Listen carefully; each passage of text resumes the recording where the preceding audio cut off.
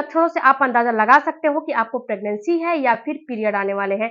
आज के वीडियो में मैं कुछ लक्षण आपको बताने वाली हूँ और कुछ सावधानी भी बताऊंगी, जिससे कि आपका इम्प्लांटेशन सक्सेसफुल हो जाएगा और आपको प्रेगनेंसी भी हो जाएगी। तो कौन कौन से लक्षण है, चलिए आज के वीडियो में हम जानते हैं। वीडियो में आगे बढ़ने से पहले आपसे मेरा एक रिक्वेस्ट है फ्रेंड्स, कि चैनल पर नए होंगे तो चैनल को सब्सक्राइब जरूर कीजिएगा। सबसे पहले बात करते हैं फ्रेंड्स कि जो प्रेगनेंसी होती है उसमें आपको कुछ लक्षण दिखाई देते हैं और पीरियड मिस होने से पहले ही ये लक्षण दिखाई देते हैं। अगर आप इन लक्षणों को गौर से देखोगे, समझोगे, तो आपको पता चलेगा कि हाँ, ये प्रेगनेंसी है या फिर कुछ दूसरा चीज है। फ्रेंड्स, होता क्या है कि जब आपका ओवुलेशन होता है या फिर प्रेगनेंसी होती है या फिर इम्प्लांटेशन होते हैं, तो सब में लक्षण दिखाई देते हैं। ओवुलेशन में कुछ अलग से आपको लक्षण दिखाई देता है, प्रेगनेंसी में कुछ अलग सा दिखाई देता है, पीरियड में कुछ अलग सा दिखाई देता है। लेकिन थोड़ा बहुत इसमें डिफरेंस होता है। जो लक्षण मैं बता रही हूँ उसमें थोड़ा बहुत प्रेगनेंसी में और जो है पीरियड में जो है थोड़ा बहुत डिफरेंस आपको अगर पता कर सकते हो तो आप करिएगा, आपको पता चलेगा। सबसे पहले जानते हैं फ्रेंड्स कि आपका जो प्रेगनेंसी हो जाती है तो सबसे पहले आपके भूख में जो है बढ़ोतरी हो जाती है। देखो फ्रेंड्स, यहाँ पे एक चीज आपको, कई प्रकार की महिलाएं होती हैं, जो है सबकी बॉडी एक जैसी नहीं होती है। तो किसी में भूख ज्यादा हो जाता है, किसी में भूख ज्यादा हो जाता है, तो किसी में भूख कम हो जाता है। बहुत सारी महिलाओं को आपने देखा होगा कि जब प्रेगनेंसी कंसीव करती हैं तो उन्हें बहुत ज्यादा भूख लगता है, और बहुत सारी महिलाओं को यहाँ पे बिल्कुल ही विपरीत देखा होगा कि जब उन्होंने प्रेगनेंसी कंसीव किया है तो बहुत ही उनको कम भूख लगती है, उनको भूख ही नहीं लगती है, उनको जबरदस्ती कुछ ना कुछ खाने को देना पड़ता है। तो यहाँ पे फ्रेंड्स, आपको मेरे कहने का मतलब यही है कि दोनों लक्षण आपको, अगर दोनों में से कोई एक लक्षण है तो समझना है कि प्रेगनेंसी है। अगर बहुत ज्यादा जो है भूख हो गई, भूख लग रही है, क्रेविंग नहीं, अगर क्रेविंग आ रहा है तो इसका मतलब है कि ये आपको हार्मोनल डिस्टरबेंस की ओर जो है इशारा करता है। पीरियड मिस होने से पहले क्रेविंग नहीं, किसी चीज की, जैसे कि आपको ऐसा नहीं मन करेगा कि केवल हमें समोसा ही खाना है या फिर केवल हमें पानी पूरी ही खाना है, ऐसा बिल्कुल भी मन नहीं करेगा।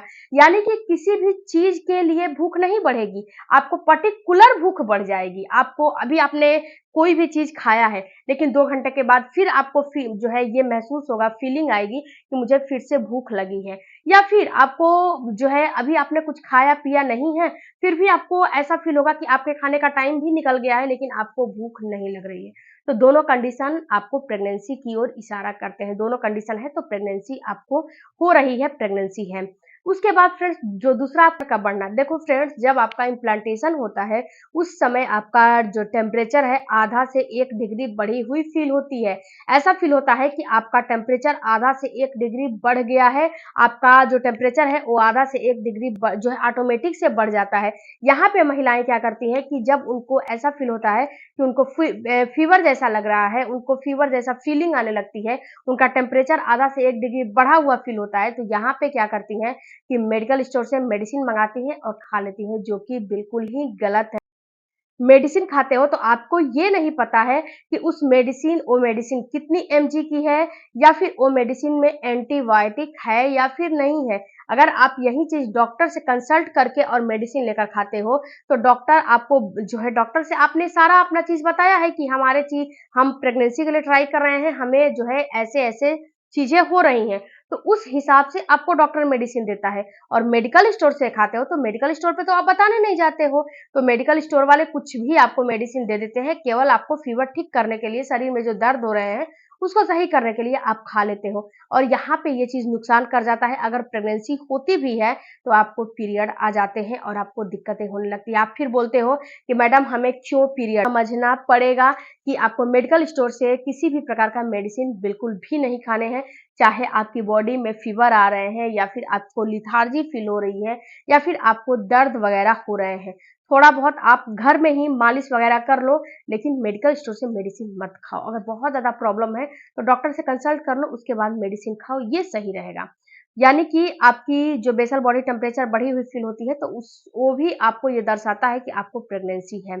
जो तीसरा आपको लक्षण दिखाई देता है फ्रेंड्स, वो ये दिखाई देता है आपका डिस्चार्ज बढ़ जाता है।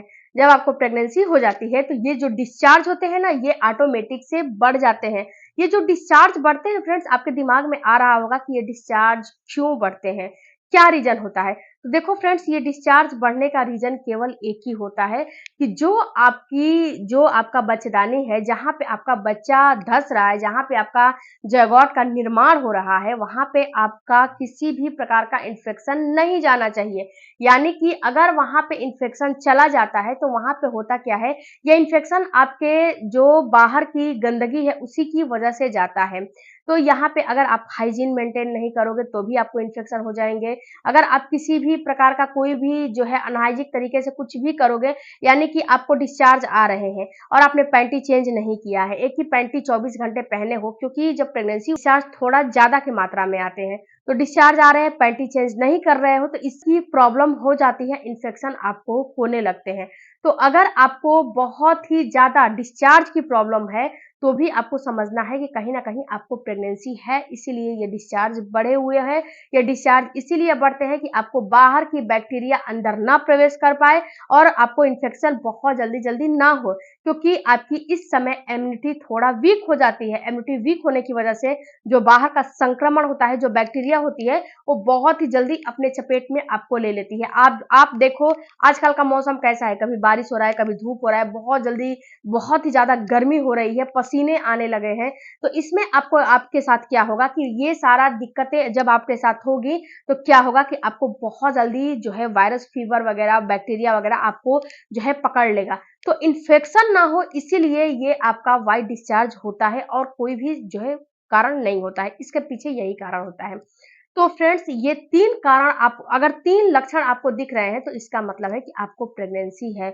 अब फ्रेंड्स, यहाँ पे आपको कुछ प्रिकॉशन भी लेना है। आपको ये पता चल गया कि आपको प्रेगनेंसी धीरे-धीरे अब स्टार्ट हो रही है, प्रेगनेंसी हो रही है, तो आपको कुछ प्रिकॉशन लेने हैं। जो है प्रिकॉशन के तौर पे आपको क्या लेने हैं, जैसे कि आपको पता चला कि आपको प्रेगनेंसी है, तो किसी भी प्रकार का, जैसे कि मैंने आपको बताया कि किसी भी प्रकार का जो अंडरगारमेंट्स का इस्तेमाल कर रहे हो, तो ऐसा-वैसा मत करो, थोड़ा अच्छी कम की इन्फेक्शन के चांस आपको जो है बहुत ही ज़्यादा कम के मात्रा में रहेंगे।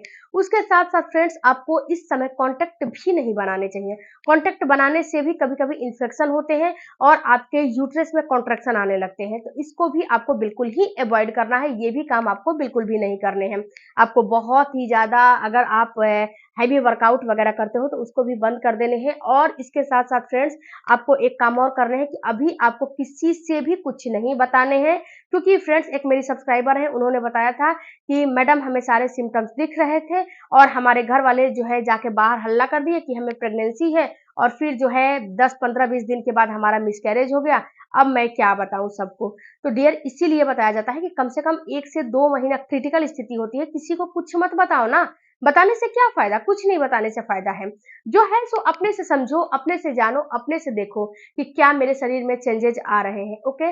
और किसी को कुछ बताने की कोई बहुत ही ज़्यादा ज़रूरी नहीं है कि हमें ये चीज़ सबको बताने ही चाहिए, ओके? तो बहुत ही ज़्यादा आप बताने के चक्कर में मत रहो कि ये चीज़ हमें प्रेगनेंसी है, तो आप पीरियड मिस होने का वेट करें, उसके बाद आप प्रिकॉशन के तौर पे कुछ चीज़ों का इस्तेमाल करो, गरम-गरम तासीर की चीज़ों वगैरह का मत खाओ और स्ट्रेस मत लो, सबसे बड़ी बात स्ट्रेस मत लो।